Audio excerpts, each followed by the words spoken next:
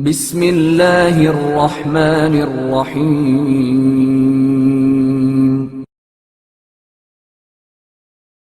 ایام سے دشمنی نہ کرو کا مفہوم۔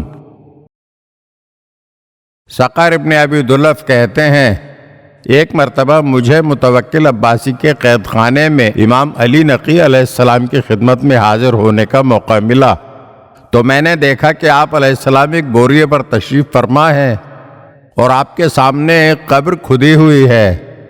میں نے مولا کو سلام کیا، آپ علیہ السلام نے جواب سلام ارشاد فرما کر مجھے بیٹھنے کا اشارہ کیا اور دریافت فرمایا، سقر یہاں کس لیے آئے ہو؟ میں نے دست بستہ عرض کیا کہ آپ کی زیارت کے لیے حاضر ہوا ہوں۔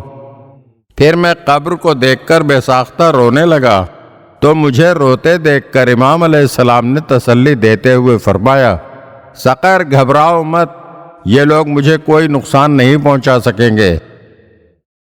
میں آپ علیہ السلام کی بات سن کر مطمئن ہو گیا اور میں نے اللہ تعالیٰ کا شکر ادا کیا۔ کچھ دیر خاموش رہنے کے بعد میں نے امام علیہ السلام کی خدمت میں عرض کیا کہ مولا حضور صلی اللہ علیہ وآلہ وسلم کی ایک حدیث ہے جس کا مفہوم میری سمجھ میں نہیں آیا۔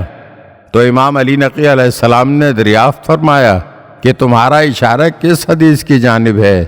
میں نے عرض کیا، حضرت نے فرمایا ہے، ایام سے دشمنی نہ کرو ورنہ ایام بھی تم سے دشمنی کریں گے۔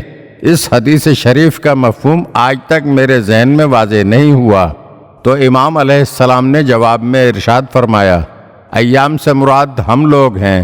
ہفتہ رسول اللہ صلی اللہ علیہ وآلہ وسلم کا دن ہے، اتوار امیر المومنین علی علیہ السلام کا دن ہے، پیر امام حسن اور حسین علیہ السلام کا دن ہے، منگل امام زین العابدین محمد باقر اور امام جعفر صادق علیہ السلام کا دن ہے، بدھ امام موسیٰ کاظم علی رضا محمد تقی اور علی نقی علیہ السلام کا دن ہے، جمعرات میرے فرزند امام حسن عسکری علیہ السلام کا دن ہے، اور جمعہ میرے پوتے صاحب الزمان کا دن ہے۔ اہل حق ان پر اجماع و اتفاق کریں گے اور وہ اس جمعیت حق کی وجہ سے زمین کو عدل و انصاف سے ایسا پر کریں گے جیسا کہ وہ ظلم و جور سے بھر چکی ہوگی۔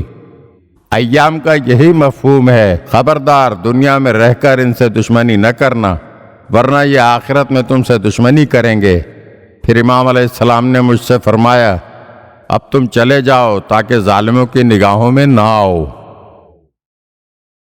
اگر آپ ہمارے چینل کی نئی ویڈیوز دیکھنا چاہتے ہیں تو ہمارے چینل کو سبسکرائب کریں اور گھنٹی کے بٹن کو دبائیے تاکہ ہر آنے والی ویڈیو آپ کو جلد موصول ہو سکے، اور ہاں لائک اور شیئر ضرور کیجیے اور اپنے قیمتی کمنٹ سے ہمیں آگاہ کیجیے۔